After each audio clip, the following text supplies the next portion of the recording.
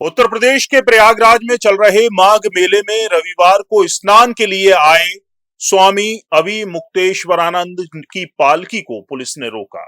उनसे पैदल संगम जाने को कहा। शिष्यों ने विरोध किया तो धक्का मुक्की शुरू हो गई।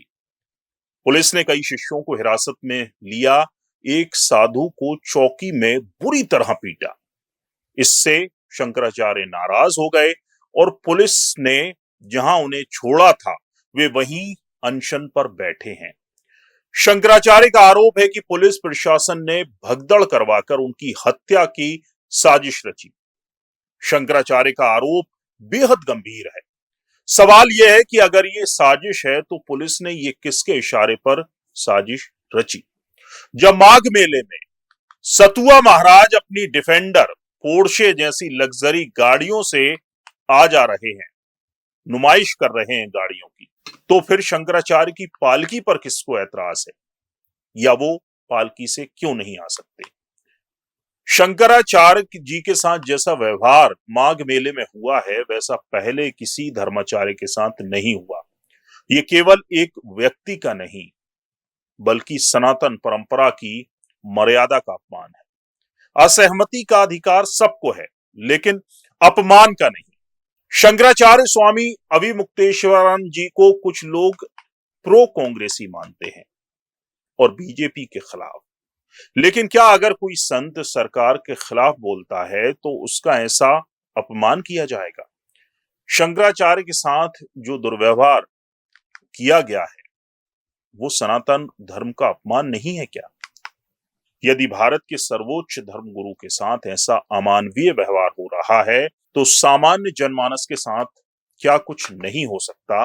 और ऐसे समय में उन संतों की चुप्पी जिन्होंने सरकार की मदद से भोग विलास की तमाम सुविधाएं प्राप्त की हैं, जिनकी तूती बोल रही है, जिनका वैभव चारों ओर है, वो पुलिस प्रशासन के कृत्य पर चुप हैं। शंकराचार्य ने आरोप लगाया है कि उन्होंने महाकुंभ में हुई भगदड़ के लिए सीएम योगी आदित्यनाथ को जिम्मेदार ठहराया था। उनको खुश करने के लिए अब ये साजिश रची गई। शंकराचार्य के ये आरोप बेहद गंभीर है। वे पालकी यानी रथ यात्रा रोके जाने के विरोध में वहीं धरने पर बैठे हैं जहां पुलिस उन्हें छोड़कर गई थी। वे अपने पंडाल में पूरी रात ठंड में धरने पर बैठे रहे। 24 घंटे करीब होने जा रहे हैं, अनाज का एक दाना भी उन्होंने ग्रहण नहीं किया, पानी तक छोड़ दिया है। उन्होंने कहा जब तक पुलिस प्रशासन सम्मान और प्रोटोकॉल के साथ उनको नहीं ले जाएगा तब तक गंगा स्नान वो नहीं करेंगे।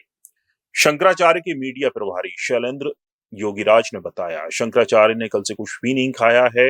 अभी तक कोई भी प्रशासनिक अधिकारी उनसे मिलने नहीं आया।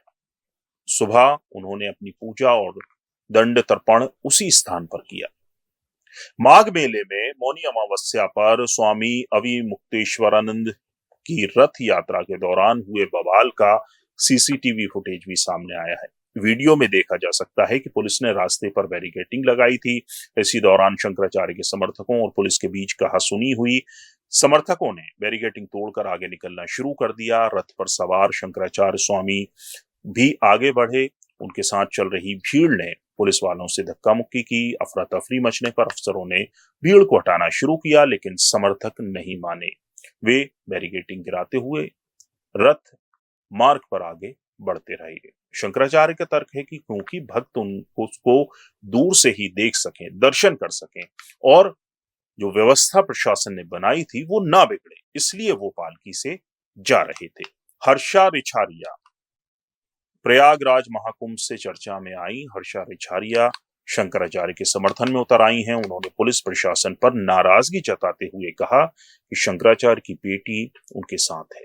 मौनी अमावस्या 18 जनवरी 2026 प्रयागराज माघ मेला में जो कुछ भी हुआ है, पुलिस प्रशासन और हमारे पूजनीय शंकराचार्य जी के मध्य में, वो बहुत ही ज्यादा मतलब दहला देने वाला है कि ठीक है, मैं मानती हूँ कि पुलिस प्रशासन की अपनी जिम्मेदारियां होती हैं। मैं मानती हूँ कि कोई भी अफसर होता है तो पुलिस व्यवस्था उसमें सबसे सर्वोपरि होती है और वो अपना काम बहुत अच्छे से करता है। लेकिन दूसरी तरफ हम ये क्यों भूल सकते हैं कि हम जिस देश में रहते हैं और हम जिस संस्कृति से हैं, हम जिस धर्म से हैं, वहाँ पे हमारे संतों को पूजना ही सबसे ऊपर माना गया है। नारी सम्मान और संत सम्मान सर्वोपरि है। आज शंकराचार्य जी, अभिमुक्तेश्वर आनंद जी, आज उनके कितने शिष्य हैं, कितने भक्त हैं, कितने बच्चे हैं जो उनको पूजते हैं, और आज आपने छोटी सी बात पे इतनी भयानक झड़प कर ली। आज उनके शिष्यों को, चेलों को आपने चौकी में बिठा दिया।